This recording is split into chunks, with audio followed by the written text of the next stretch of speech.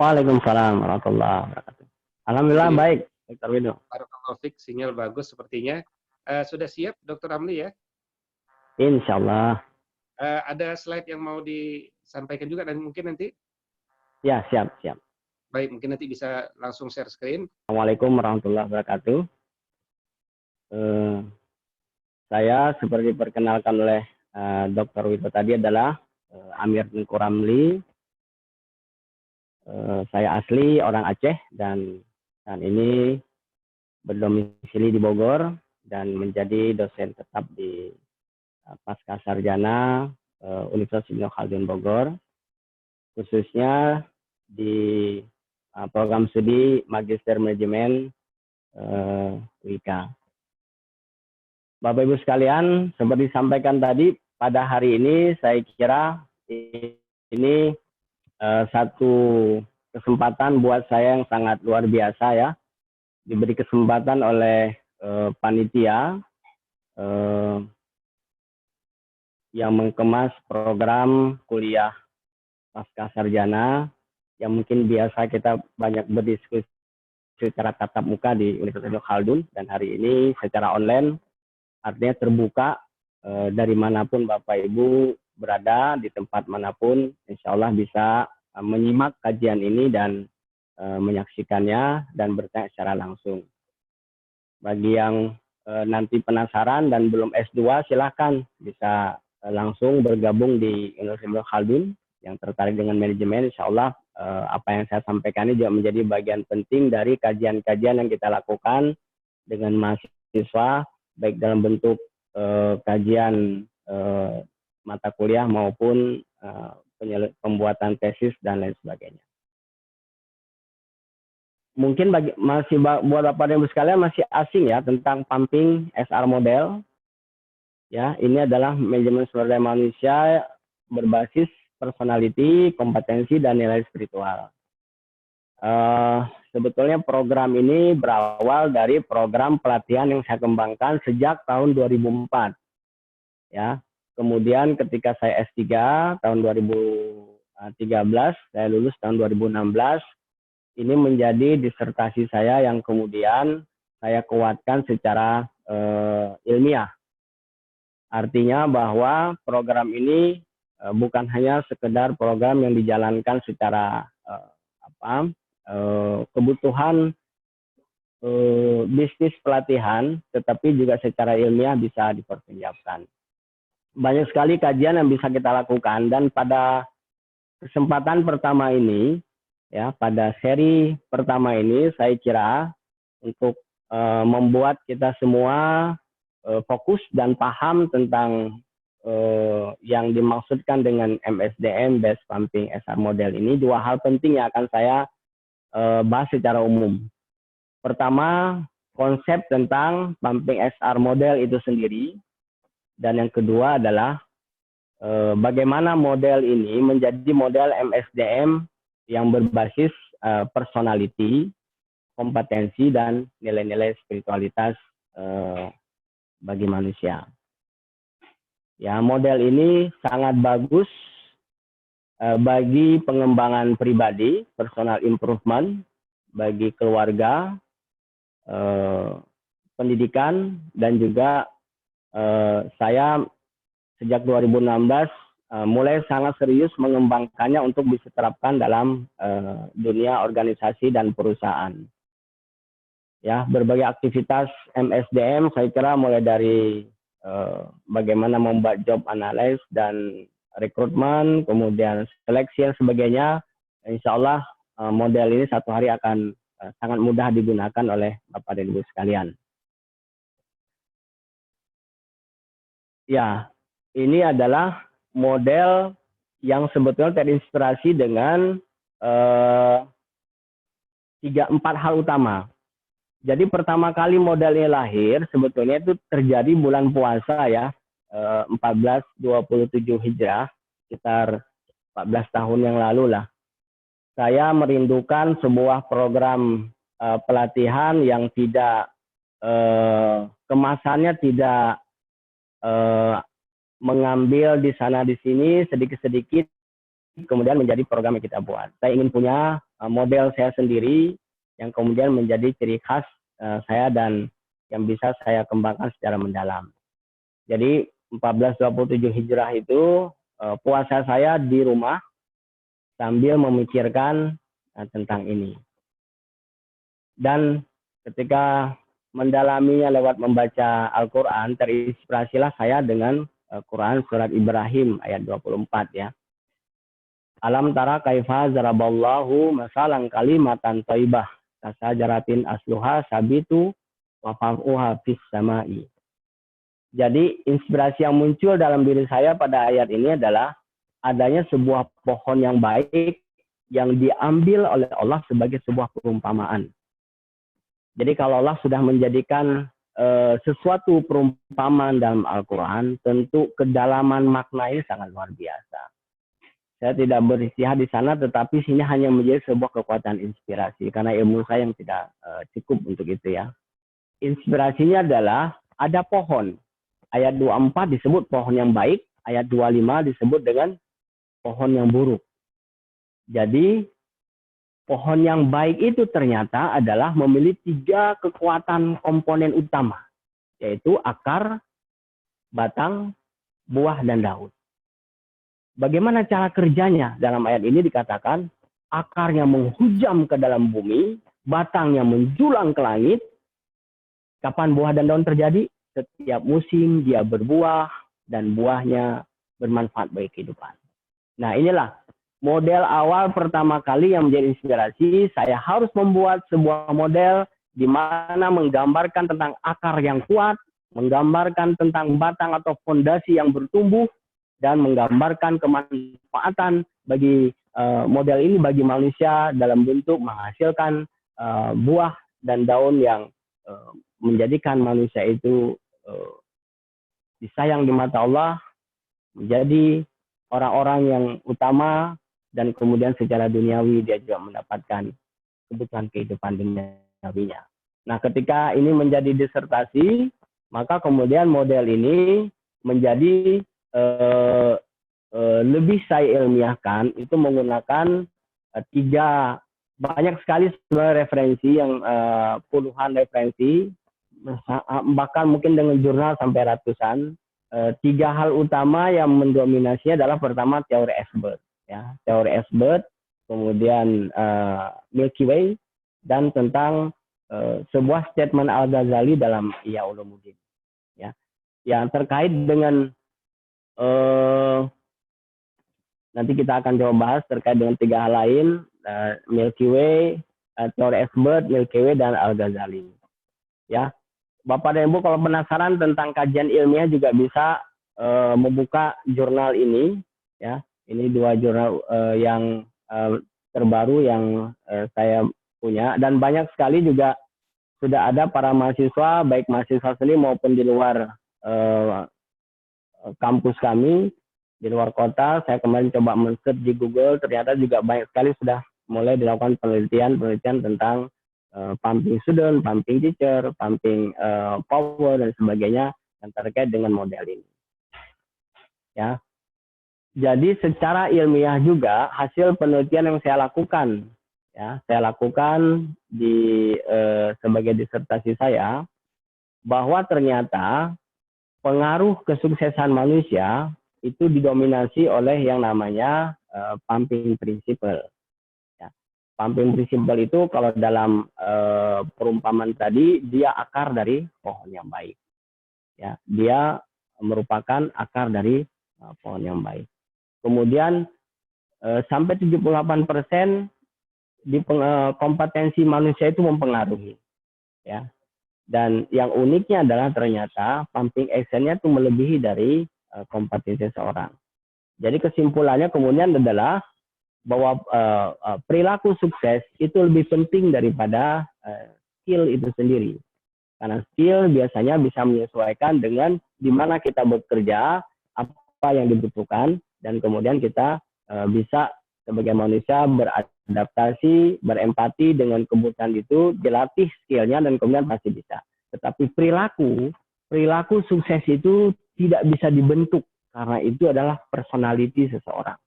Kalau kita bekerja di A, kemudian berpindah ke B, kita berpura-pura di B tidak dengan perilaku A kita yang menyebabkan kita dikeluarkan di A, tapi lama-kelamaan juga akan muncul perilaku asli kita di B. Dan kemudian ketika orang sudah mulai melihat itu dan menjadi masalah selanjutnya.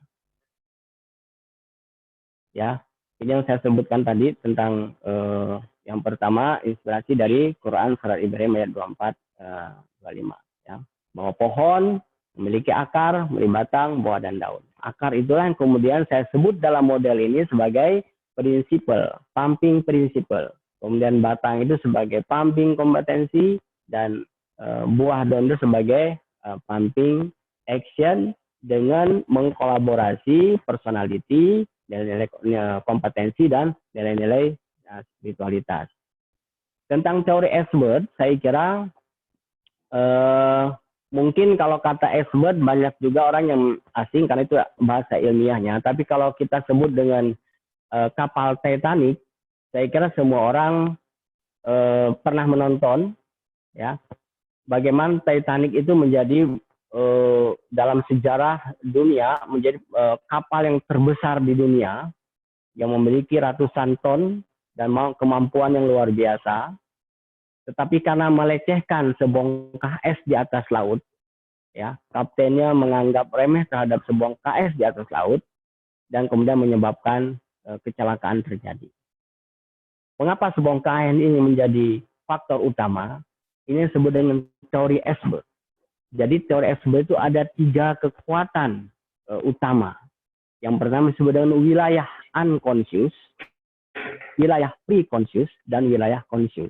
Jadi yang terlihat di atas ini disebut dengan wilayah conscious. Yang bagian antara ombak-ombak laut ini, ya, terkadang terlihat, terkadang tidak, ini adalah wilayah pre-conscious.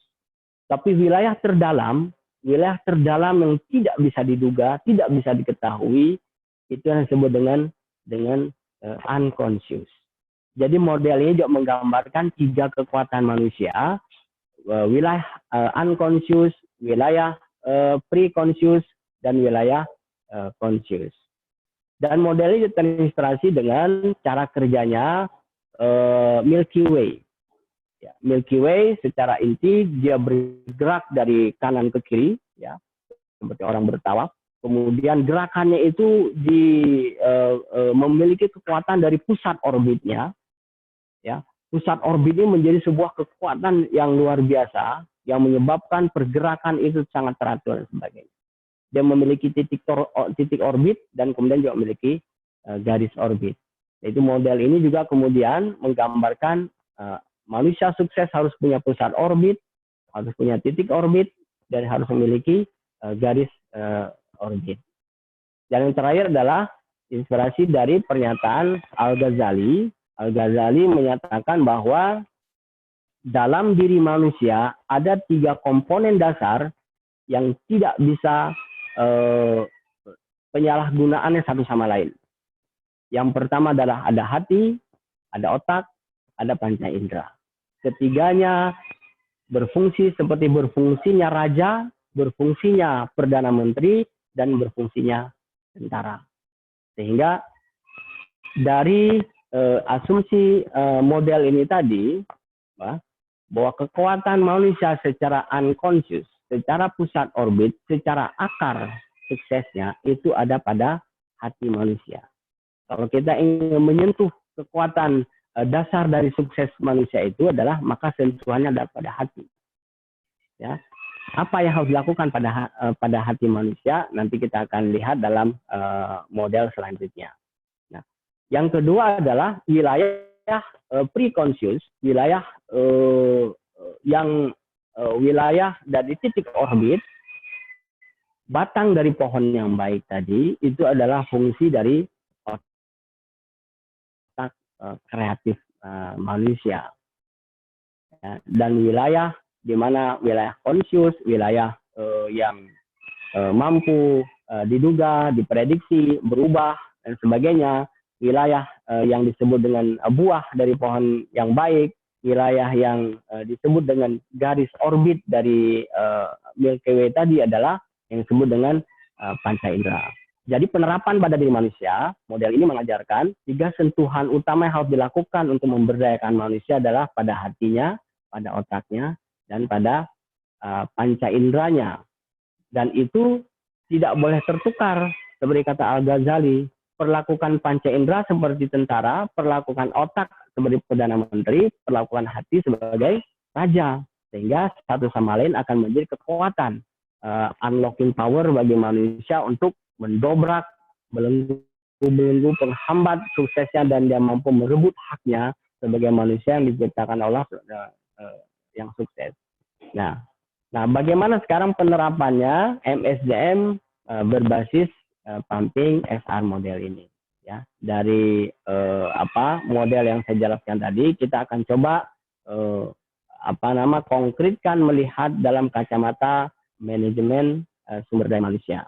Ini modelnya, ya. Bagian terdalam ini yang disebut dengan tadi akar, disebut dengan pusat orbit, yang disebut dengan unconscious, wilayah unconscious, ya. Ini adalah akar, pusat orbit, wilayah unconscious, yang kemudian saya namakan dengan pumping principle. Dan kemudian bagian dari ini mulai dari bacaan titik, ya, visi, motivasi, leadership, knowledge, management, exercise. Ini yang disebut dengan titik orbit dari perputaran Milky Way tadi. Ini merupakan batang dari pohon yang baik. Ini merupakan kekuatan otak kreatif manusia dalam mencapai sukses manusia. Dan ini yang saya sebut kemudian menjadi pumping kompetensi. Kemudian bagian terluar mulai dari statement ini, ada statement, ada personality change, kemudian ada self controlling, kemudian ada sinergi kolaborasi, continuous improvement. Ini adalah bagian disebut dengan buah dari pohon yang baik, garis orbit dari perputaran Milky Way, dan kemudian juga ini dalam konsep S-Bird disebut dengan wilayah conscious. Ya, dia titiknya ada 5. Ya, saya membutuhkan kajian lebih mendalam secara nilai-nilai agama, bahwa yang saya maksudkan dengan 6 titik ini sebetulnya adalah menggambarkan dengan rukun iman.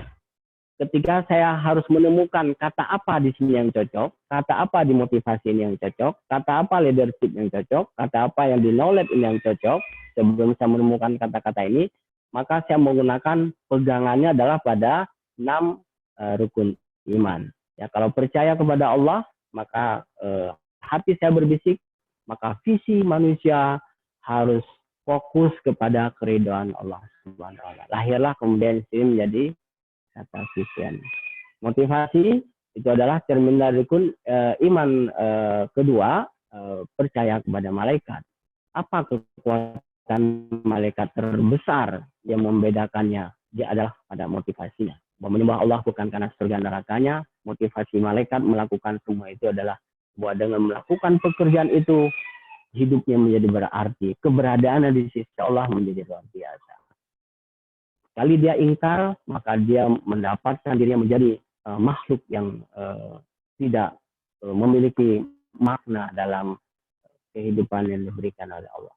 Dan itulah motivasi terbaik di seorang manusia. Sehingga lahirlah ini menjadi kata motivasi. Dan seterusnya sampai mencerminkan rukun iman. Satu hari kita bahas ini secara tuntas. Saya akan didampingi Dr. Wido, ya. Saya akan berkolaborasi untuk mengupas habis ini berbasis kepada nilai-nilai iman. Begitu juga nanti dengan pumping action, mulai dari statement, personality, sampai ke continuous improvement. Ini sebenarnya cerminan dari inspirasi dari rukun Islam. Makanya ada 5 rukun Islam, ada 5. Dan itulah kemudian kalau secara nilai-nilai yang saya memang akan mengkaji lebih dalam, bahwa pumping principle itu sebetulnya adalah cerminan dari pengamalan prinsip ihsan, kemudian pumping kompetensi adalah pengamalan dari rukun iman, dan pumping action itu adalah bagian penting dari pengamalan rukun Islam. Tapi kita tidak bahas itu sekarang hari ini. Kita masuk kembali Bagaimana manusia mencapai sukses? Ya, dalam model ini dikatakan manusia harus memompa, mengeksplorasi 3 potensi dasarnya. Apa itu? Yang pertama adalah personality. Personality itu adalah sesuatu yang dimiliki manusia yang menyebabkan dia berbeda satu sama lain.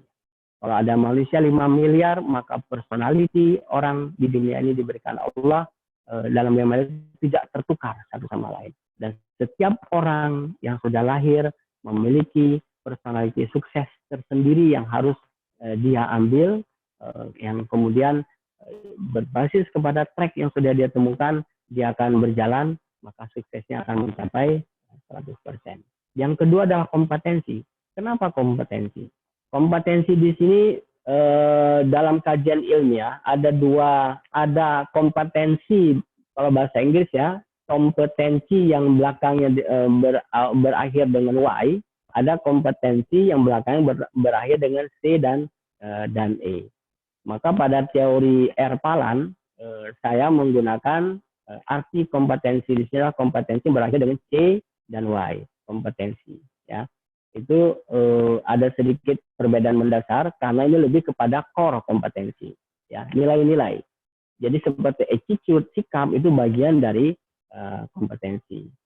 Sedangkan kompetensi yang berakhir dengan C dan E itu lebih kepada kemampuan seseorang ya, lebih mengarah kepada skill.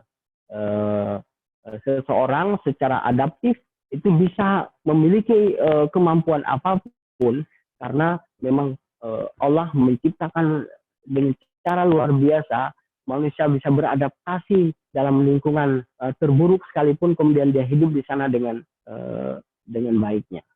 Dan yang ketiga adalah nilai spirituality. Nilai spirituality ini dalam pandangan saya menjadi penting. Ya, saya sebelum ini juga mendalami misalnya tentang manajemen sumber manusia yang misalnya ada kompetensi based human resource management ya, CBSRM, CB kompetensi based SRM ya, atau biasa disebut dengan manajemen sumber manusia berbasis kompetensi.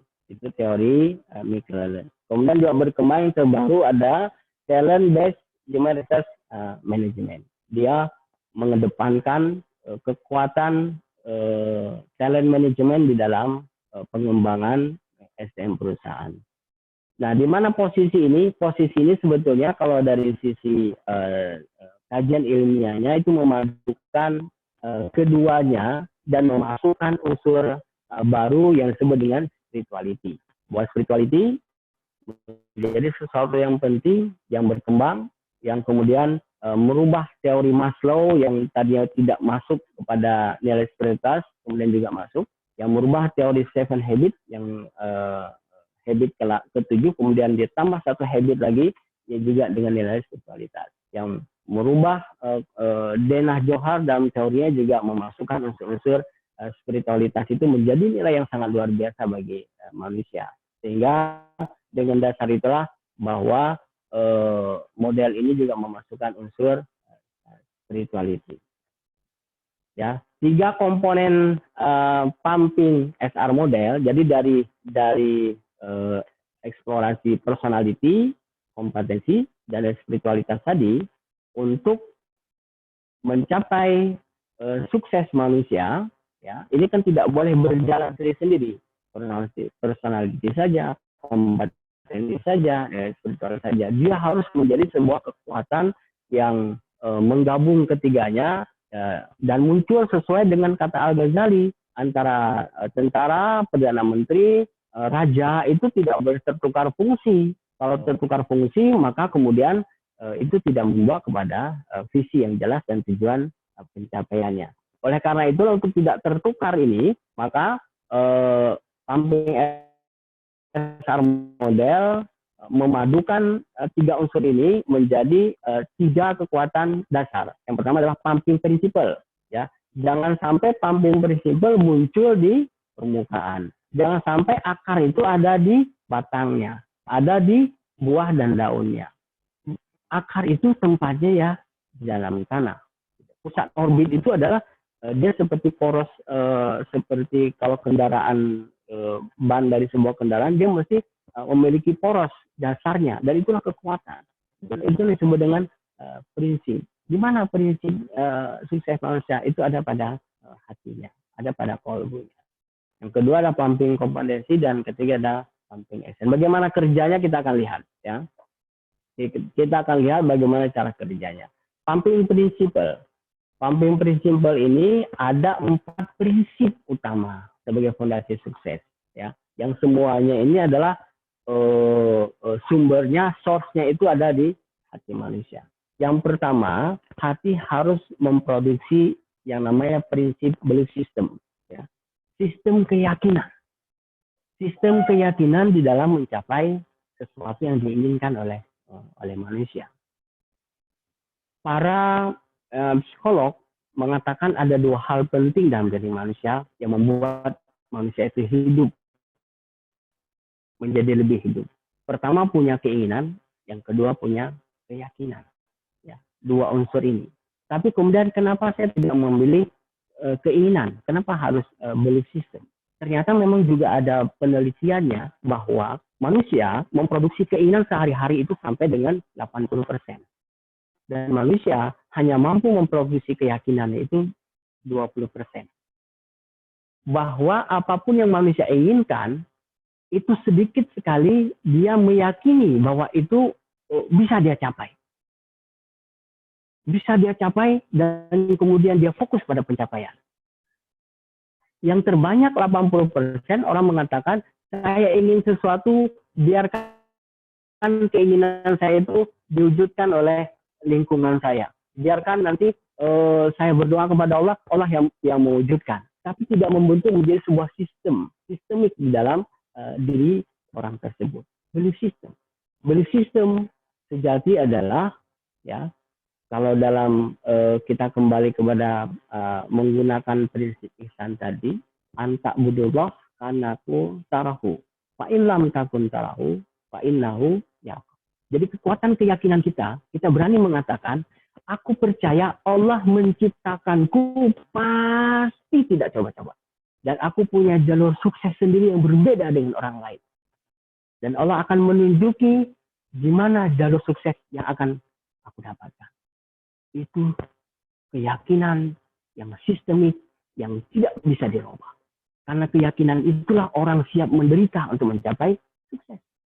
Karena keyakinan itulah orang kemudian siap mengorbankan segala sesuatu untuk mencapai sukses. Coba perhatikan orang-orang sukses hari ini. Lihat flashback di masa lalunya, 2 tahun, 3 tahun, 10 tahun, apakah ketika memulai usaha dia langsung sukses? Ya, pasti dia mengalami benturan-benturan yang luar biasa, tapi dia tidak pernah menyerah karena sudah tertanam di dalam hatinya kekuatan belief yang luar biasa. Ya. Yang kemudian ini mesti menjelma pada diri kita. Aku yakin dan setiap keinginanku di sana ada Allah yang menyaksikan dan ada malaikat yang mengaminkan. Kalau Allah sudah menyaksikan dan malaikat mengaminkan, mengapa aku kemudian tidak bersungguh-sungguh melakukan itu? Itu adalah prinsip belief system. Yang kedua adalah hati harus memproduksi juga prinsip self-awareness process. Proses kesadaran diri. Karena yang namanya hati, ya, yang namanya hati, sesuatu yang dia kalau muncul proses keinginan itu tidak bisa dicegah. Ya, itu seperti anak kecil yang dia kemampuan yang masih sangat minim, tapi banyak sekali keinginan. Aku ingin jadi pilot, aku ingin menjadi penerbang, aku ingin menjadi macam-macam.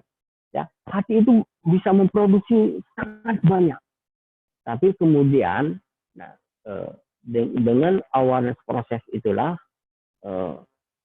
kita bisa menemukan kesejatian diri kita.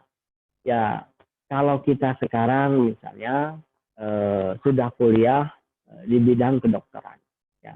Janganlah kemudian ini secara fisikali saja. Janganlah kemudian dengan tanpa bekal ilmu yang kita miliki, skill yang kita punya, kemudian kita mengatakan saya ingin menjadi seorang pakar manajemen. Ya.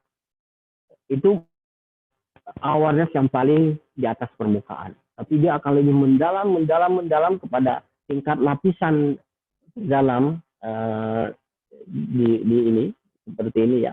Ini lapisan terdalamnya ada di kekuatan belief system. Self awareness ada lapisan kedua. Penghambat dari belief system menjadi kekuatan awareness seseorang itu biasanya adalah belenggu. Kalau kata tidak sadar diri itu karena ada belenggu. Kalau kata bahwa under confident itu karena ada belenggu. Maka awareness terbaik adalah kita berani mengatakan dengan penuh kesadaran, tidak ada yang bisa menghambat aku sukses kecuali belenggu ketidakmauan di dalam diri. Nah, itu sudah mendukung pada kekuatan belief tadi. Bahwa belenggu ketidakmauan ini harus menjadi kekuatan sebuah kesadaran. Bahwa ada hal yang harus kita lengkapi diri kita untuk mencapai apa yang kita inginkan. Ada hal yang harus kita lengkapi baik dari skill, dari attitude, dari perilaku yang harus kita lengkapi untuk menjadi pencapaian sukses kita. Nah, awareness yang tadi itu pada akhirnya menjadi values buat kita. Misalnya salah satu values, kalau jangan bicara sukses kalau kamu bangun paginya jam 8 pagi. Nah, itu menjadi values. Berawal dari mana? Berawal dari kesadaran bahwa kita percaya kita sukses, kesadaran karena belenggu tadi sudah ini oleh kita, terkikis oleh kita, timbul kesadaran bahwa untuk mencapai sukses, saya harus menjadi orang dengan ciri-ciri orang sukses yang saya temukan selama ini, semua orang selalu bangunnya adalah pagi hari. Maka jadilah kemudian itu menjadi values. Dia menjadi values. Values inilah bagian penting dari proses kesadaran kita atau self awareness proses. Ya. Kemudian pada tingkat terluar, ya, pada tingkat terluar itu bagaimana membedakan tingkat ini seperti pohon ya. Kalau pohon besar itu, kalau dipotong pohonnya, itu kan dia membentuk lingkaran-lingkaran pada pohon itu mulai dari terdalam sampai keluar. Nah, belief system itu adalah pada lingkaran terdalam. Ya. Perilaku dan karakter ini adalah berada pada lingkaran terluar. Nah, ini kemudian prinsip personality. Dia kalau pada teori Ashbert tadi, dia masuk ke wilayah antara terlihat dan tidak. Ya, antara terlihat dan tidak itu disebut dengan preconscious, ya, prinsip personality. Terkadang kita memahami diri kita, tapi kadang-kadang juga sulit sekali kita memahami diri kita, apalagi memahami orang lain, apalagi diri kita. Nah, yang dimaksud dengan personality dalam konsep pumping SR model ini adalah perpaduan perilaku dan karakter. Perpaduan perilaku dan karakter seseorang. Bagaimana membedakan perilaku dan karakter? Saya menggunakan teori Stephen Covey ya. Dia mengumpamakan bahwa gunung, ada sebuah gunung, maka puncak gunung itu yang disebut dengan perilaku. Artinya apa? Artinya dia mudah terlihat, artinya dia mudah ditafsirkan orang. Oh, gunungnya indah sekali, oh gunungnya tinggi sekali, mudah ditafsirkan. Tapi dia juga bisa mengalami situasi di mana turun naik. Artinya adalah ketika dia tertutup awan, maka dia tidak menjadi terlihat. Ketika dia menjadi terang, dia menjadi terlihat. Nah, situasi emosional manusia juga begitu. Situasi diri kita ini secara emosi mempengaruhi terhadap penampakan perilaku kita di hadapan orang lain. Nah, itu disebut dengan perilaku. Artinya adalah juga mudah berubah, juga mudah dilakukan perubahan oleh lingkungan, oleh diri kita maupun oleh orang lain, maupun oleh sebuah aturan yang kita masuki. Nah, karakter itu, kata Stephen Covey, adalah ibarat dari dasar dari sebuah gunung. Namanya dasar, dia menjadi fondasi. Ya, terkadang kita merasa kalau sedang mendaki gunung, sudah sampai pada dasar gunung, sedikit lagi mulai puncak, tapi tiba-tiba kok jadi menurun lagi. Sulit diidentifikasi di mana sebetulnya dasar yang paling asli dari sebuah puncak gunung itu. Ini perumpamaan saja. Sehingga nanti personality yang dimaksudkan dalam konsep pumping SR mode adalah perpaduan antara perilaku dan karakter manusia. Perpaduan antara yang terlihat dan tidak terlihat dalam diri manusia, yang dieksplorasi dalam bentuk sikap, dalam bentuk tindakan. Ini yang disebut dengan personality. Oke. Jadi kalau dikembalikan kepada konsep dasarnya, ya, principle power ini, ya, belief system, self-awareness process, core value, personality, ini disebut dengan akar sukses manusia. Jadi akar sukses manusia dalam pumping SR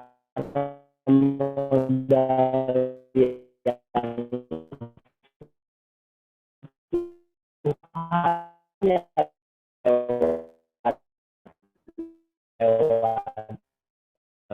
hati seseorang, itu realis dan personality itu adalah fungsinya, memfungsikan dia fungsinya adalah menjadi fungsi dari hati manusia.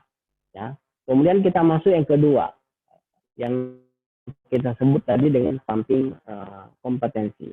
Pumping kompetensi itu sesungguhnya adalah memompa 6 kekuatan kompetensi itu atau core kompetensi seseorang sebagai cara bertumbuh untuk, ya, karena simbol dari tadi kan dia bertumbuh, ya, dia terus menumbuhkan diri ke atas. Itu ada 6, ya, yang saya bilang tadi terinspirasi dari rukun iman. Pertama adalah bagaimana manusia memiliki kompetensi dalam membangun visinya. Ya. Jangan kita akan bermimpi menjadi orang yang bermanfaat, sukses, kalau kita tidak punya visi hidup. Ya. Tidak punya visi kerja. Tidak punya visi pribadi. Ya. Visi inilah yang menjadi kekuatan kita untuk terus melaju. Kapan berhenti? Itu tadi makanya dia adalah inspirasinya pada percaya kepada Allah. Visi yang tetap menempatkan Allah sebagai jalur trek terakhir kita dalam kondisi apapun. Di mana trek terakhir kita? Ya pada saat kita meninggal. Sebelum meninggal, ya, kalau menggunakan hadis Nabi, dan kalau ini menanam, maka tanamlah. Mengapa dia menanam? Padahal dia tahu besok selama meninggal. Karena punya visi. Karena punya visi.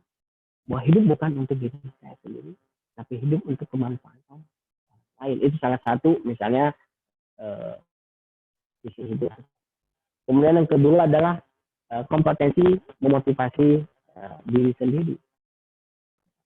Jadi yang terbaik, motivasi terbaik dalam bekerja, dalam menangani masalah anak, menangani masalah keluarga, menangani masalah pekerja, menangani masalah kehidupan, sesungguhnya motivasi terbaik itu harus ada di dalam diri kita sendiri. Ya, self motivation. Kalau di luar orang lain itu hanya menjadi rangsangan saja untuk kita kemudian mampu memotivasi. Nah, nanti secara personality kita tahu kita termasuk orang internal locus of control atau introvert, atau kita termasuk orang eksternal locus of control atau orang extrovert. Nah, orang introvert bagaimana dia memotivasi dirinya? Orang ekstrovert juga bagaimana cara memotivasi dirinya? Begitu dari sisi personality tadi yang menjadi kekuatan akar sukses sudah tuntas. Artinya kita sudah memahami diri kita, maka membuat menjalankan 6 kompetensi ini itu menjadi sangat mudah, ya. Karena basisnya tadi adalah prinsip kompetensi pumping prinsipnya sudah tuntas. Yang ketiga adalah kompetensi leadership. Ya. Yang keempat,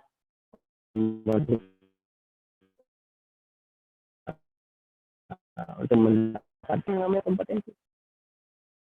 Ya, ya sebut orang fokus pada bidangnya, fokus pada tracknya, maka dia juga harus mengambil pengetahuan-pengetahuan yang fokus pada tracknya. Jangan pengetahuannya banyak sekali di bidang A, B, C, D, sedangkan dia track karirnya adalah pada track F misalnya. Jadi akhirnya pengetahuan-pengetahuan yang dia peroleh itu tidak memberikan manfaat bagi pengembangan karirnya. Maka kompetensi mendapatkan pengetahuan berbasis kepada gaya belajar ya, di personality juga itu. Nanti di personality juga teridentifikasi apa sehingga kita dengan mudah mendapatkan pengetahuan. Dan kemudian yang kelima adalah kompetensi manajemen. Ya, kalau dalam istilah personal ini disebut dengan self management, ya, self time management. Dulu ada ilmu yang kita dapatkan, kalau dulu saya dapat di sekolah John Robert Power, itu self time management. Bagaimana kita mengelola manajemen, yang kemudian oleh si Stephen Covey dibagi dalam 4 kuadran ya. Kuadran penting, genting, itu kekuatan yang setiap manusia harus memiliki. Mana pekerjaan-pekerjaan yang sifatnya genting, mana pekerjaan-pekerjaan sifatnya penting, mana pekerjaan-pekerjaan sifatnya tidak, ini hanya menghabiskan waktu, tidak ada manfaatnya, loss dia. Nah itu kemampuan itu harus dimiliki oleh kita. Dan basis tetap tadi adalah belief system, awareness process, values, dan pemahaman personality diri kita secara pribadi. Dan yang keenam adalah kompetensi exercise. Ya, exercise itu butuh kompetensi, bahkan pengalamannya ada mendapatkan sesuatu yang kemudian kita lakukan self improvement, itu adalah kompetensi exercise. Jadi yang pertama ketika kompetensi exercise adalah setiap kali di debat kita oleh orang, kita nggak boleh emosi. Kalau kita emosi, maka nggak ada yang kita dapatkan pelajarannya. Ya. Makanya semua aktivitas ini adalah latihan. Aktivitas yang aslinya adalah nanti jawabannya ada pada visi tertinggi tadi, yaitu ketika Allah mengatakan stop, waktumu habis, kembali kepadaku. Nah, itu aslinya.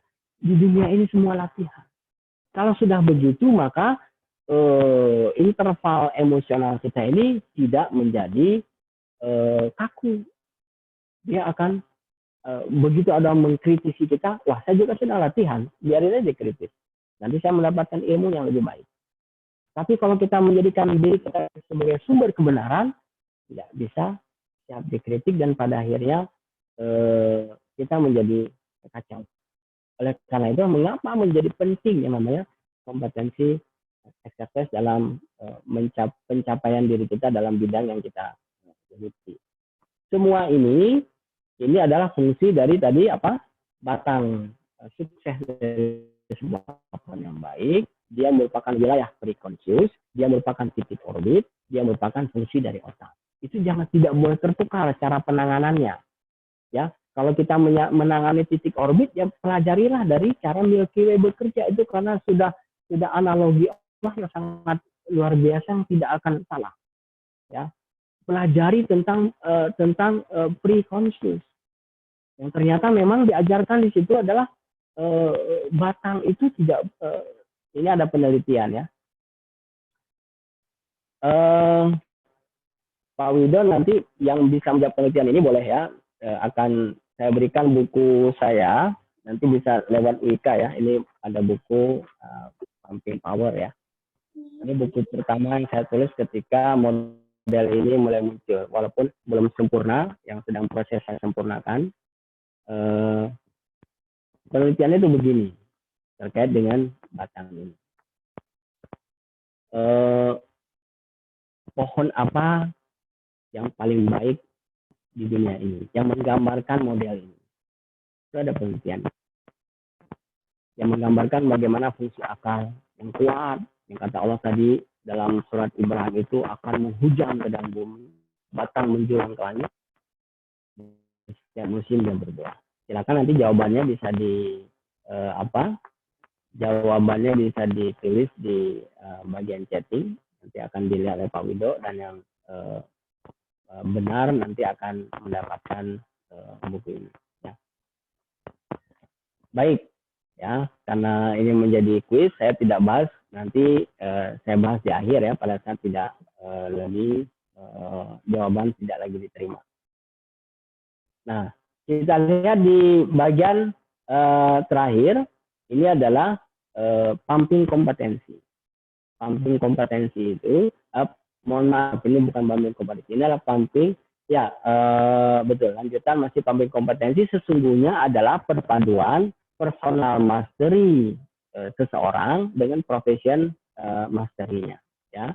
Jadi pumping kompetensi itu memadukan pribadi manusia secara individu dengan dunia keprofesiannya, ya, sehingga tidak terbelah dua antara individu dia sebagai seorang profesional misalnya dengan pekerjaannya.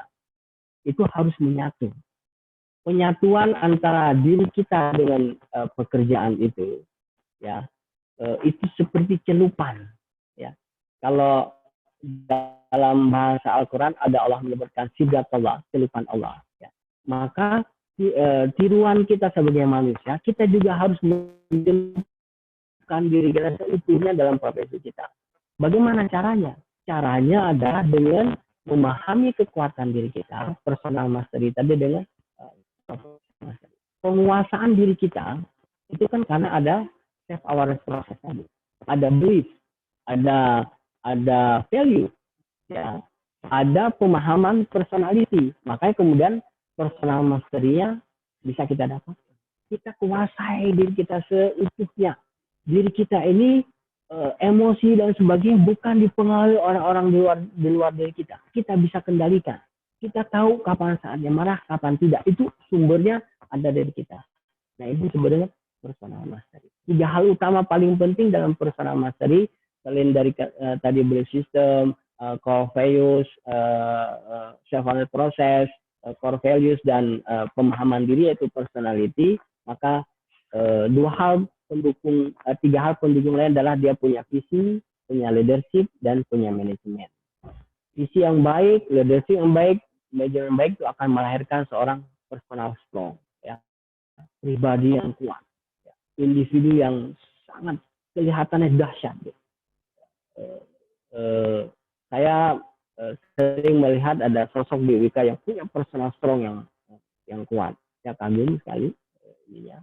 Saya belum bisa saya sebutkan namanya karena harus diajak dialog orangnya, dilakukan tes sehingga bisa penilaian jauh saya. Wah, ada orang-orang yang sangat personal strong, ya. Tetapi kesuksesan dia bukan hanya pada personal strong, bukan hanya pada personal mastery. Kesuksesan di dunia kerja itu juga didukung oleh yang namanya profession mastery. Dia hebat ditempatkan di sebuah tempat, sebuah pekerjaan yang dia nggak suka, yang dia ogah-ogahan. Akhirnya kekuatan over power dia itu menjadi tidak berguna, tidak menggerakkan komunitas, lingkungan, profesi yang dia masuki. Nah, ini tidak boleh. Ini yang sebelum pumping kompetensi tadi adalah hasil penggabungan ini dengan ini. Ya. Jadi makanya kalau kita lihat ada visi, motivasi, leadership, knowledge, management, exercise, itu sesungguhnya adalah menggabungkan kedua hal ini, menggabungkan personal mastery seseorang dengan profession mastery. Baru kemudian dia dahsyat di dunia profesinya. Ya. Oke, nah yang terakhir itu adalah pumping action. Ada 5 langkah dasar kita untuk pencapaian pumping action, yang perumpamaannya adalah sebagai buah yang baik dari sebuah pohon, sebagai garis orbit, sebagai sebagai fungsi dari panca indera manusia, dan dia juga sebagai eh, bagian penting dari aksi yang dilakukan oleh manusia di dalam kesuksesannya. Apa itu? Yang pertama adalah ya 5 aksi ini cerminnya juga rukun iman. Dan kita perhatikan ya, kalau rukun iman mulai dari percaya kepada Allah sampai kepada percaya kepada hari kiamat, untung baik untung buruk, itu kan tidak ada sebuah bentuk yang menggerakkan secara aksi ya. Dia menjadi knowledge power seseorang. Semakin kita banyak sekali mendalami kitab-kitab tentang agama,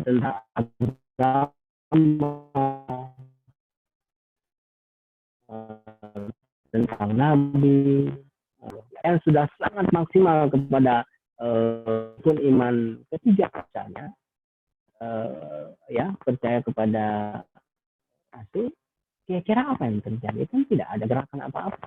Tapi beda dengan rukun Islam. Perhatikan rukun Islam. Semuanya membutuhkan gerakan. Itu yang menggambarkan perilaku. Itu yang dinamakan aksi. Ya. Yang simbol dari rukun Islamnya aksi.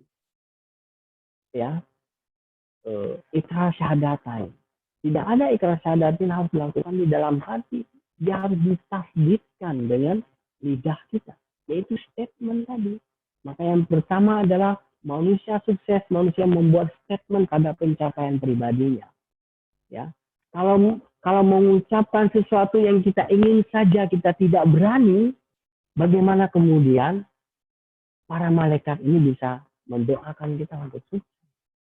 Kita harus berani mengucapkan. Saya akan menjadi seseorang seperti apa. Bahkan banyak sekali juga ustadz-ustadz yang mengajarkan kalau menginginkan sesuatu itu ucapkan sampai sedetil-detilnya. Ya. Itu intinya adalah membuat statement sukses kita, membuat statement pencapaian. Dalam ilmu manajemen ada jangka pendek, ada jangka menengah, ada jangka panjang. Ya, itu silakan ininya. Tapi setiap kali kita ingin mencapai sesuatu, maka statement harus kita ucapkan. Dalam sebuah laporan jurnal ilmiah, ilmu psikologi mengatakan bahwa orang yang sudah mengucapkan statement kesuksesannya, maka dia sudah meraih suksesnya sampai dengan 80%. 20% itu adalah bagian dari ikhtiar, dan sisanya itu adalah ketetapan dari Allah SWT. Ya, jadi penting sekali statement. Sepenting orang berislam.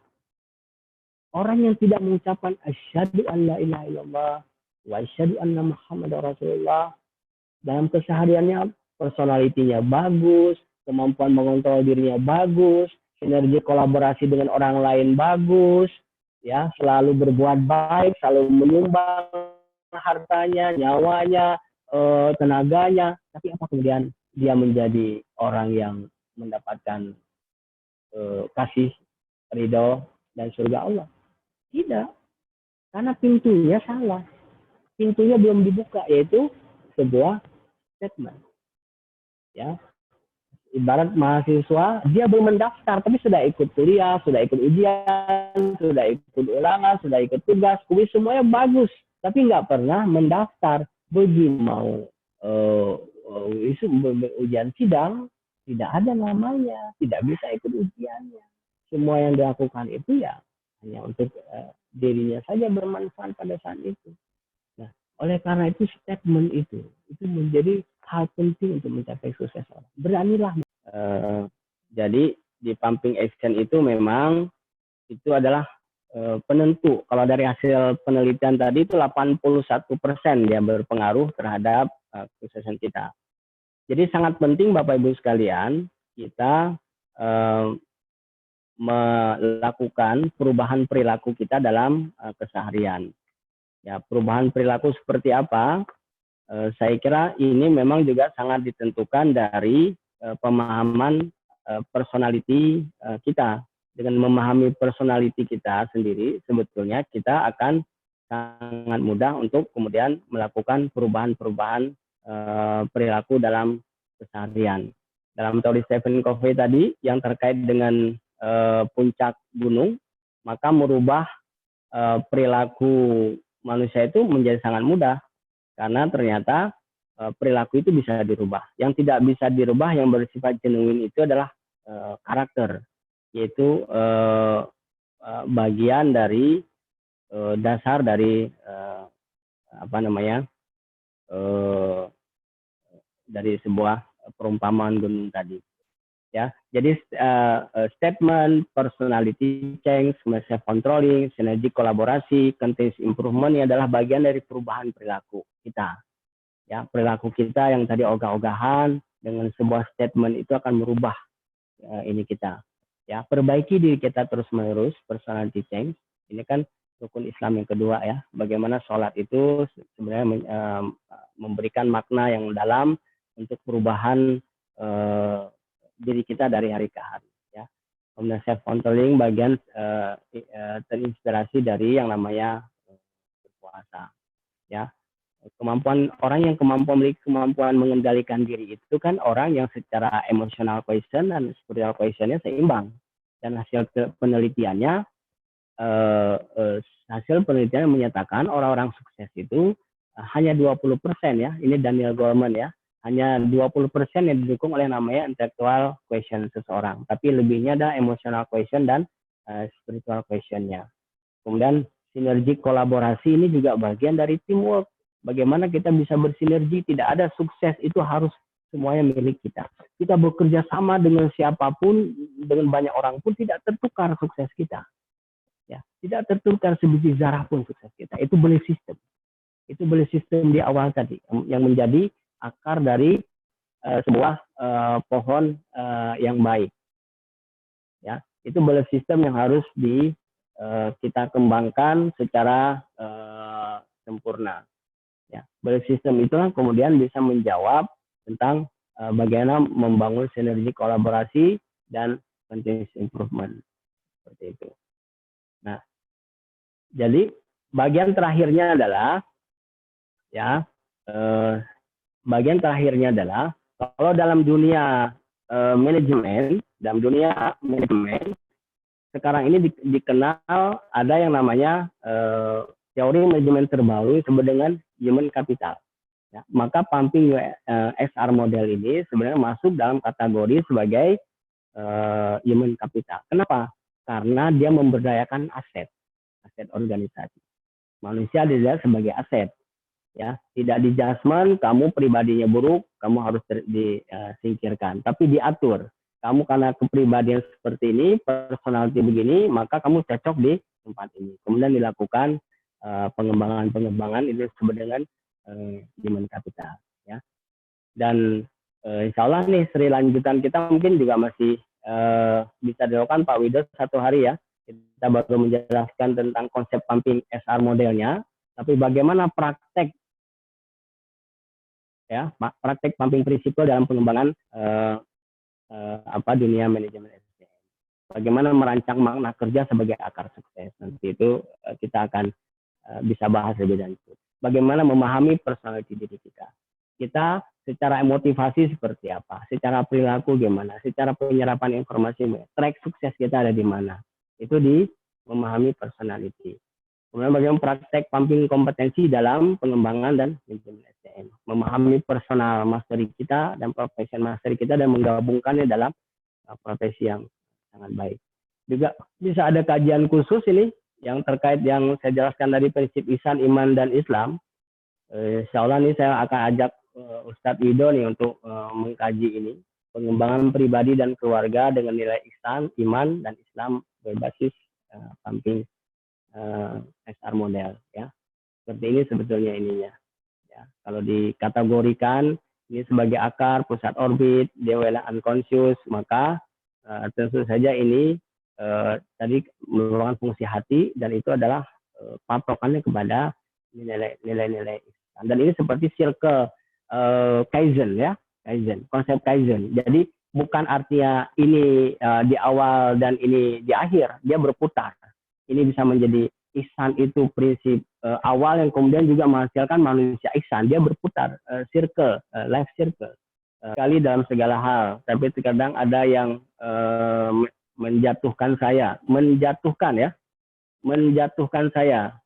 Bagaimana ini Ustaz? Nah, jadi yang disebut dengan keyakinan itu tuh tidak boleh ada batasnya, seperti orang ikhlas tadi ya, surat Al-Ikhlas, tapi kulhu tidak ada bacaan Al-Ikhlas.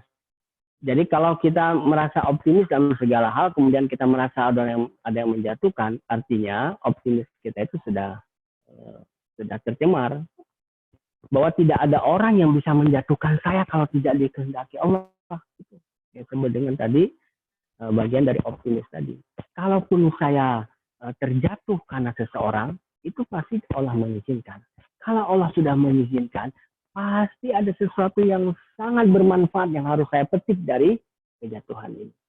Jadi itu life circle-nya tadi itu, dia tidak ada ujung, bahwa perputaran itu sesuatu yang selalu membuat kita dalam posisi optimis. Ya. Nah, kalau problem seperti ini berarti sebenarnya problem akar. Ya. Ada di penyelesaian, ada di pumping principle. Di bagian mana self awareness prosesnya harus dilakukan lebih banyak. Betul, kita sudah merasa punya keyakinan, tapi sulit membedakan antara keyakinan dengan keinginan tadi. Kita memproduksi keinginan sampai 80%. Manusia hanya memproduksi keyakinan 20%. Tapi laporan terbaiknya adalah, dari laporan penelitian juga ditemukan bahwa 20% itu menghasilkan 88%. Jadi keyakinan 20% menghasilkan kesuksesan 88%. Tapi keinginan yang hanya yang sangat banyak dari 80%, tetapi terwujudnya itu hanya 12% saja dalam kehidupan manusia. Nah, oleh karena itu bagaimana sekarang yang namanya kekuatan keyakinan itu harus kita bangun, dan itu tidak bisa hanya dalam diwujudkan dalam rasa.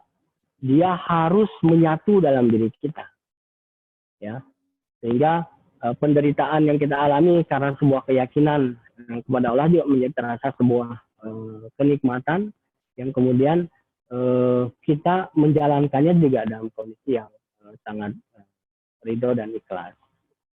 Oke, yang kedua dari Pak Asep ya Pak, dari Pak Asep Kartiwa. Assalamualaikum, Ustaz Tengku, saya termasuk orang yang lamban dalam mengambil keputusan.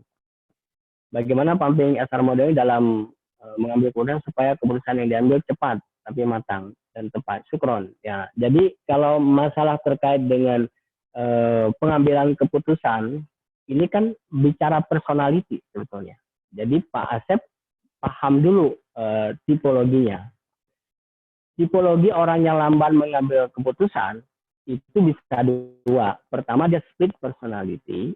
Misalnya apa? Dia mengalami konflik di dalam setiap perilakunya. Ya, orang personality konflik antara misalnya saja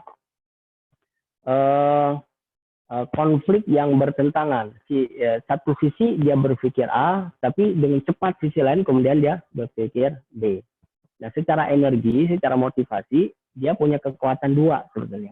Dia orang internal locus of control atau plus eksternal, orang introvert plus extrovert, atau extrovert plus introvert, atau extrovert sama dengan introvert. Nah, untuk itu Pak Asep harus tahu dulu posisinya seperti apa, sehingga nanti penyelesaian secara individunya lebih mudah secara personal, karena ini sangat personal.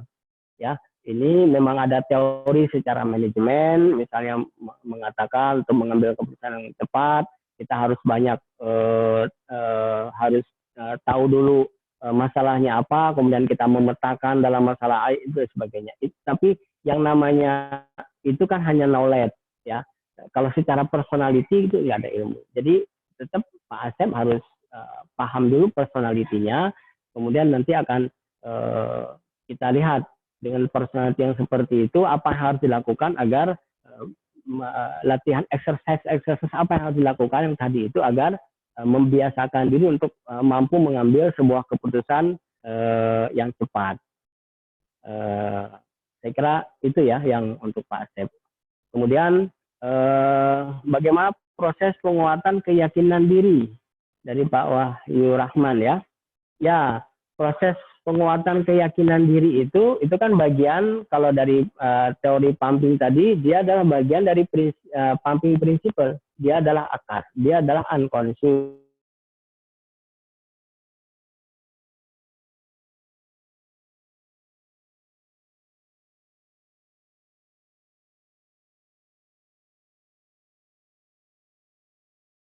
Hati inilah yang sumber cahaya, masuk cahaya Allah itu ya di hati manusia. Artinya kita melakukan pemberdayaan hati. Banyak konsep, banyak ilmu dan banyak ustadz juga yang punya teori-teori dan konsep pemberdayaan hati. Ikuti mana saja itu semuanya sama. Semuanya adalah memberikan jantahan kepada hati kita. Kalau dalam Al-Ghazali saya kira ilmu yang paling penting untuk membuat hati kita ini baik adalah jangan berbohong. Itu kata yang dikeluarkan. Karena orang sekali berbohong, dia akan membutuhkan kebohongan baru untuk menutupi kebohongannya yang lama, dan itu akan menimbulkan membran hitam.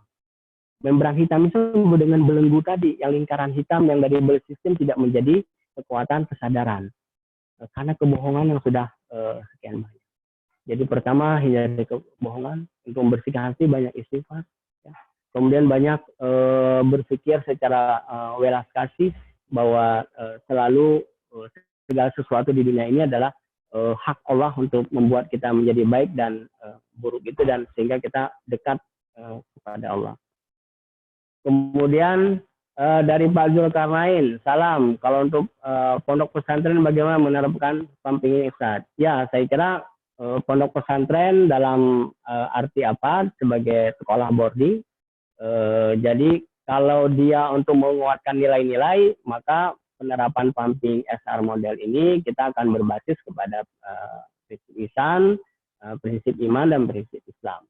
Tapi kalau dimaksudkan kepada bagaimana misalnya ustadz, gurunya, teknik mengajar di depan kelas agar murid-muridnya mudah paham, maka kita bedah personalitinya, kita bentuk perilakunya, kemudian kita pahamkan bagaimana memahami perilaku siswanya, sehingga si guru ketika mengajar sudah menggunakan kekuatan perilaku dan gaya belajar siswanya. Kan ada itunya, bahwa pengetahuan itu sebetulnya memindahkan dari kepala guru kepada kepala si anak. Tetapi yang sulit itu ada ilmu, karena ilmu itu harus dihujamkan ke dalam hati seseorang. Bagaimana menghujamkan hati seseorang? Kita harus paham karakter dia. Kita harus paham dan menanamkan nilai-nilai prinsip dalam pengajaran kita kepada anak didik kita. Jadi tergantung kebutuhan di pesantren tadi. Insya Allah bisa diterapkan. Kemudian tidak ada nama ya, Galaxy J5. Dari pumping principle ada 4 prinsip sebagai fondasi sukses. Untuk 4 fondasi ini mana yang paling utama, penting bagi kita untuk dibentuk? Terima kasih. Wah, ini subhanallah dari Aceh nih, dari Eka Rosdiana, mahasiswa pasca ya di Uniki Biren Aceh. Alhamdulillah. Jadi kalau dibilang paling penting itu adalah paling dalam, itu belief system. Ya kan ada 4 itu deh, belief system, self-aware process, values, personality, perilaku, dan karakter personality. Kalau disebut paling penting itu belief system. Jadi kita memahami diri pun, kalau belief system kita buruk, nggak akan menjadi akar yang kuat. Kita punya nilai-nilai, kan nilai-nilai itu bisa dari bacaan. Core values itu bisa dari bacaan. Kita baca buku-buku tentang nilai-nilai kehidupan, kemudian kita merasa sudah punya nilai-nilai kehidupan. Tapi itu tidak diproduksi dari belief system. Itu juga tidak akan berhasil.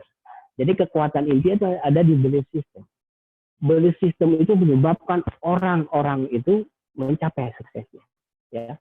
Itu kan seperti kisah mutiara ya, yang berasal dari kerang yang nasi ya, kerang yang nasi tidak ada apa-apa, tapi karena kekuatan belief yang luar biasa dalam diri kerang itu, hanya sebutir pasir itu bisa merubah menjadi mutiara. Nanti saya biasa suka bercerita dengan kisah-kisah itu, nanti satu hari dalam acara-acara training saya kira bisa saya ceritakan dalam bentuk-bentuk kisah. Kemudian dari M. Yusuf ya, di Kalau di rukun iman kita percaya khada dan khadar. Kalau kita sudah ada itu, kenapa kita harus berusaha ini dan itu? Yaitu yang membutuhkan kajian bahwa saya yang sedikit ilmu tentang ilmu agama memahami khadar itu adalah bukan diam. Dia sama dengan orang kata sabar itu bukan artinya berdiam diri, tapi dia harus mencari kadarnya, menghindari keburukan dan mendekati keberuntungannya, kebaikan. Itu adalah bagian ikhtiar yang harus dilakukan oleh manusia. Makanya dalam perumpamaan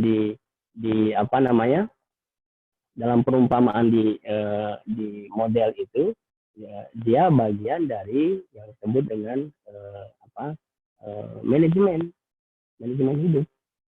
Ya, manajemen hidup itu kan bagaimana kita memanage mengeliminir yang buruk, yang mendapatkan yang baik sebanyak-banyaknya untuk kehidupan kita. Dan itu saya kira itu pelajaran agama lah, itu mestinya sudah tuntas ya, bahwa yang dimaksud khadar dan khadar itu bukan berdiam diri.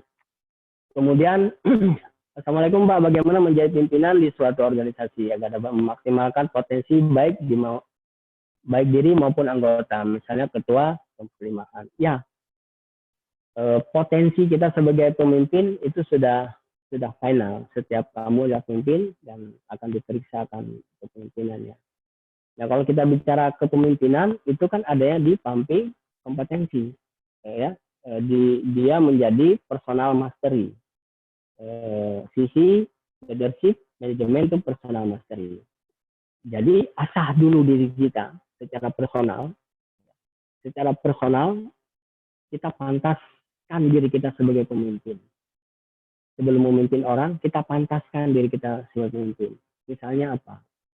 Misalnya meningkatkan, kalau kita kurang respect kepada orang, tingkatkan rasa respect. Kita bisa list tuh apa kekurangan saya. Kalau kita masih selalu mendahulukan diri sendiri, ya, sebagai pemimpin tidak begitu. Dia harus mendahulukan orang lain. Kalau masih ada rasa, kalau orang lain yang berhasil dan kita masih iri, nah, jiwa kepemimpinan kita belum ada sebetulnya. Nah, itu personal mastery-nya harus dilakukan dulu pada 3 hal itu. Visi, leadership, manajemen. Ya, leadership itu kan seperti kompas. Manajemen itu seperti arloji. Jadi yang namanya kompas itu tidak bicara detail, tidak bicara menit ke menit, tidak bicara jam ke jam, tapi dia bicara arah. Kompas itu kan bicara arah, leadership itu bicara arah. Ya, kita bangun arah hidup kita kepada kekuatan yang benar sehingga leadership kita menjadi kuat. Ya, kalau bagian itu silakan tuh, knowledge-nya baca pengetahuan terkait dengan kepemimpinan sahabat-sahabat Rasulullah, orang-orang baik dia beragama Islam atau tidak. Bahwa nilai-nilai universal itu semua dari Allah. Nilai kebaikan, kepemimpinan ini semua pemimpin dia beragama Islam atau tidak, semuanya adalah orang yang selalu bersikap jujur, selalu bersikap amanah, orang yang mendahulukan kebenaran lain daripada dirinya, orang yang selalu menjadikan dirinya adalah bagian dari kesenangan ketika melihat orang lain berhasil. Leadership itu tuh harus ada. Kalau ini masih terganggu, berarti ya itu tadi personal mastery-nya dibutuhkan diri. Oke, Pak Zulkarnain dari Mataram ya, dari Mataram Lombok. Pertanyaan apa Pak? Oke, mungkin yang di atas maksudnya. Kita lihat kemudian selanjutnya ya. Yang selanjutnya dari Bu Karim ya.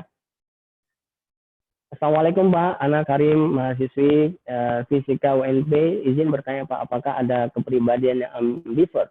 Ada. Jadi kalau di personality itu nanti ada ambivert. Ambivert itu yang perpaduan tadi. Dari sisi energi dia perpaduan introvert extrovert atau extrovert dan introvert. Itu dia ambivert. Dari sisi perilaku yang disebut ambivert itu dari sisi perilakunya adalah seperti pertanyaan yang tadi di awal, bahwa orang ambivert biasanya sulit memutuskan satu hal. Dia karena sulit memutuskan hal, akhirnya menjadi lamban dalam mengambil sebuah keputusan. Nah, untuk menggambarkan perilaku ini saya menggunakan teori Hippocrates ya tentang 4 cairan tubuh yang membentuk perilaku manusia. Untuk menggambarkan adjustment atau keputusan saya menggunakan kekuatan teori Gustav Jung yang disebut dengan ada manusia sensing, manusia intuiting, manusia feeling, 4 preferensi dalam pengambilan keputusan sensing, intuiting, thinking dan feeling. Dan itu memberikan pengaruh. Intinya ada. Bagaimana memahaminya? Tes tes personality-nya kan dulu ya. Tes personality-nya harus kita lakukan. Nanti untuk tes personality silakan nanti bisa menghubungi yang punya ada di P2SDM IPB ya di Bogor, Pusat Sumber Daya Manusia IPB. Mereka yang punya hak untuk penyelenggaraan tes personality bisa dihubungi ke pihak P2SDM IPB. Saya kira sudah ya Pak Wido ya. Masih adakah? Oh, dari 13 pertanyaan. Mas, ada yang terlewat Pak Wido? Atau waktunya masih ada? Silakan kalau waktu diserahkan kepada antum. Yang ini kayaknya Ya, tadi ya. belum. Yang dari Suryani Uniki Aceh. Oh iya ya, ini ya Suryani ya. Assalamualaikum Pak. Bagaimana merubah perilaku menjadi lebih baik dan bagaimana meningkatkan motivasi contoh dalam mengerjakan tugas akhir tesis? Wah, ini problem-problem mahasiswa ya. Jadi betul, yang pertama ya yang harus dilakukan pertama oleh Yani ya, temukan dulu makna sebagai visi. Kenapa tesisnya harus saya selesaikan? Okay. Tesisnya harus selesaikan kenapa? Itu tuh maknanya harus dalam, jangan tingkat permukaan. Setelah itu bikin statementnya, ya, statement tadi. Saya akan selesaikan tesis dalam berapa lama? Ucapkan. Perlu ucapan di hadapan orang-orang yang mendengar. Yang membuat kalau Sri atau Yani tidak melakukan itu akan menjadi malu dan orang itu. Itu ucapan.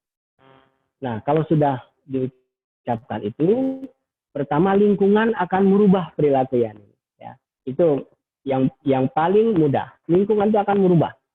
Yang kedua, Yani juga bisa lakukan perubahan sendiri dari sisi perilakunya. Nah, kalau Yani yang harus merubah perilakunya, maka memahami dulu personality aslinya seperti apa.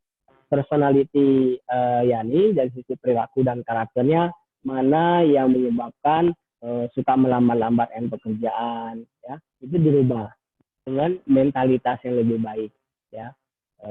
Kita lihat nanti problemnya mentality, morality atau spirituality. Kalau mentality terkait dengan masalahnya internal dengan diri kita sendiri, morality itu masalah itu timbul karena dari luar, dari faktor X dari luar diri kita, atau nilai spiritualitas. Nilai spiritualitas kita nggak punya keyakinan hidup. Kita ini termasuk orang tidak punya nilai-nilai kebaikan dalam mencapai kehidupan. Nah, itu problemnya ada di mana? Kalau problem di mentality, maka obatnya harus obat mentality tadi. Kalau problemnya morality, di morality. Ya, saya kira secara mudah tadi ya, buat makna tesis buat seorang Suryani apa? Tulis ketika selesai sholat. Makna tesis buat Anda itu apa? Kemudian bikin statement kapan harus diselesaikan. Itu kan sholat tahajud. Jadi sholat tahajud itu harus produktif, bukan sekedar doa dalam bentuk mengangkat tangan, tapi doa dalam bentuk tindakan-tindakan yang akan kita lakukan esok harinya. Ya, coba itu ya.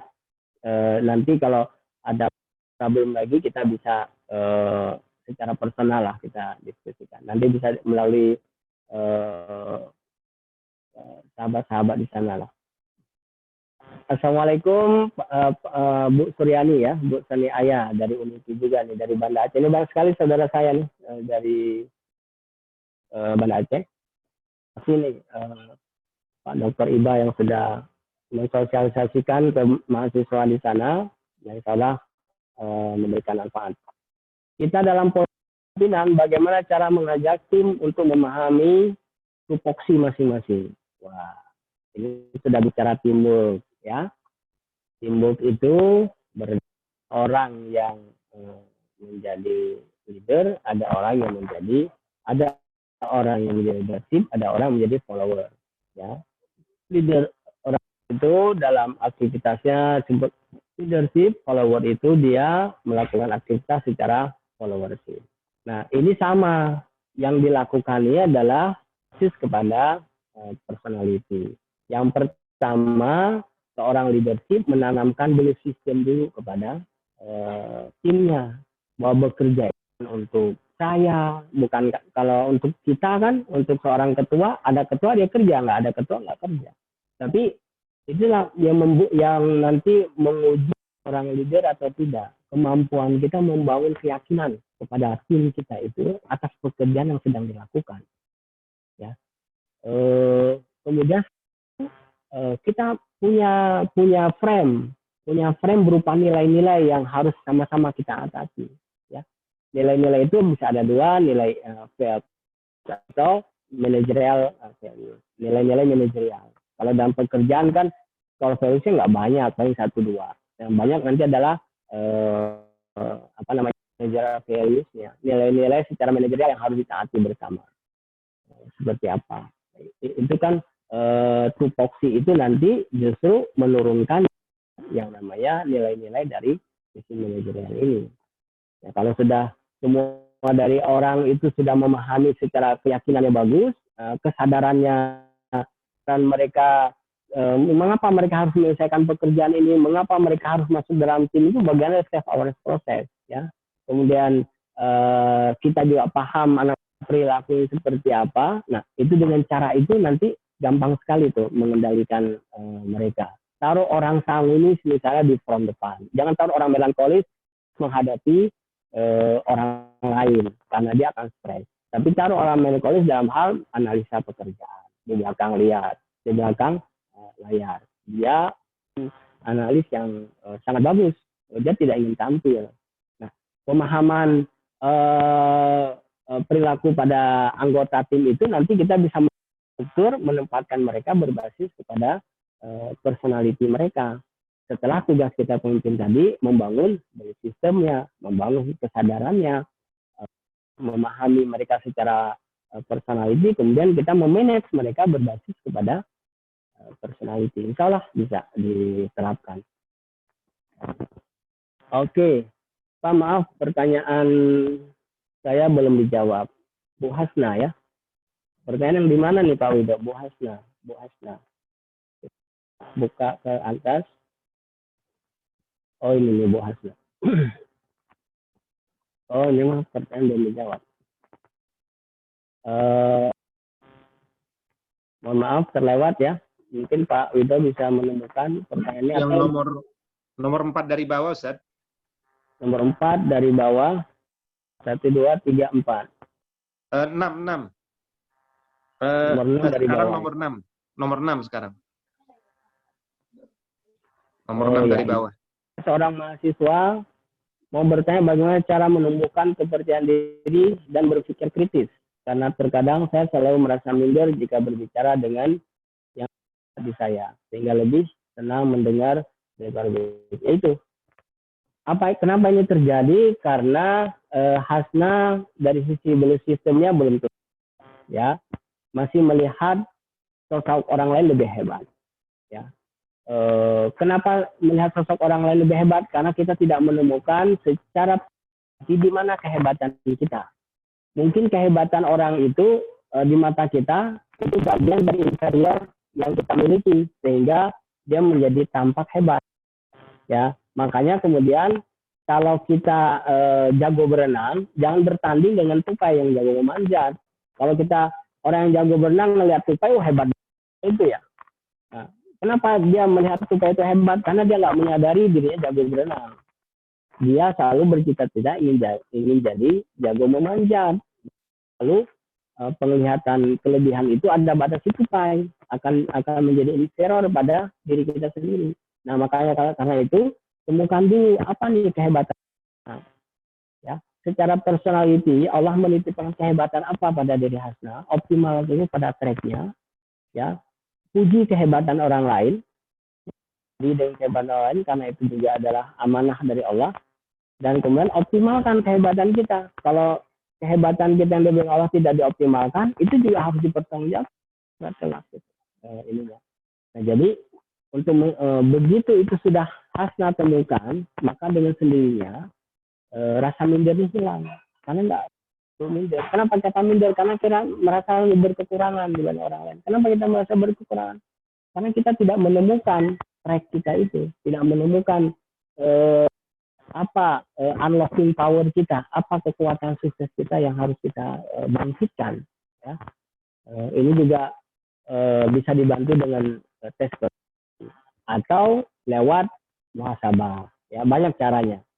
Cara termudah ya tes personality. Yang lain itu lakukan muhasabah diri dengan cara misalnya hari ini saya melihat apa yang membuat saya minder, tulis sana. Apa yang membuat minder hari ini? Tulis semua. Nanti sholat tahajud malam ya baca kembali apa yang membuat saya minder. Ya, poin A yang membuat saya minder. Apakah yang A ini ada di saya atau tidak? Nanti di checklist keadaan pribadi kita seperti apa. Proses itu juga proses yang itu nanti akan menemukan seorang sosok Hasna yang sesungguhnya yang akan membuat diri kita menjadi percaya diri. Tetapi ingat, bukan overconfident. Percaya diri dalam arti adalah mengendalikan nafsu yang mutmainnah. Nafsu yang terkendali. Karena kalau menjadi overconfident juga dengan minder, ya, tidak percaya diri, underconfident dengan overconfident sama buruknya. Yang terbaik ya percaya diri, tapi juga tidak merendahkan orang lain. Ya. Tidak merendahkan diri sendiri, tidak merendahkan orang lain, tetapi banyak memuji orang, itu bagus. Karena itu akan menjadi energi. Akan kembali kepada diri kita. Kalau kita memuji seseorang, itu pujian energi itu akan kembali kepada diri kita. Berupa energi-energi kebaikan. Ya, Hasna, terima kasih banyak. Terima kasih Mbak Udo, saya kira sudah ya. Ada lagi nih, Priyatna belum dijawab. Priyatna atau Priyatno nih? Priyatna ya? Dari Bandung, bukan? Priyatna di bagian mana ya Pak Wido ya?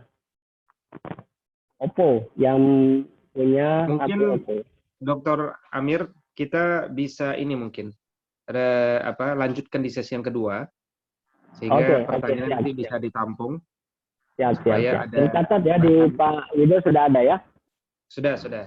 Jadi nanti mohon Bapak Ibu kita juga memohon waktu dari Dr. Amir Teguh Ramli agar berkenan bisa meluangkan waktunya kembali ya.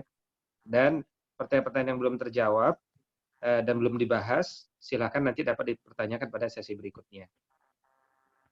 Demikian mungkin ya, Dr. Amir. Mungkin ada kalimat penutup dari Dr. Amir dipersilakan.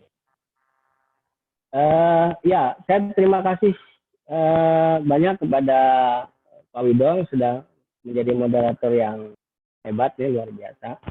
Terima kasih kepada teman-teman semua, saudara-saudara saya yang ada di Aceh, mahasiswa saya yang ada di Lombok, yang dari Bandung, yang dari Bogor ya, yang gabung, juga Bapak dan Ibu yang berada. Sampai ketemu lagi insya Allah. Dan kalau ingin mengadakan acara di tempat Bapak dan Ibu juga saya persilakan. Kita bisa lebih fokus membahas ini dengan masalah yang lebih seragam. Insya Allah bertemu lagi. Assalamualaikum warahmatullahi wabarakatuh. Waalaikumsalam warahmatullahi wabarakatuh.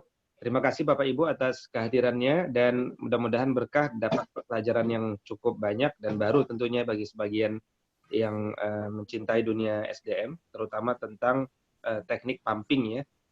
Bapak Ibu, kita bertemu lagi dengan Dr. Amir Teguh Ramli insya Allah pada pekan depan. Mari sama-sama kita tutup dengan doa kafaratul majelis.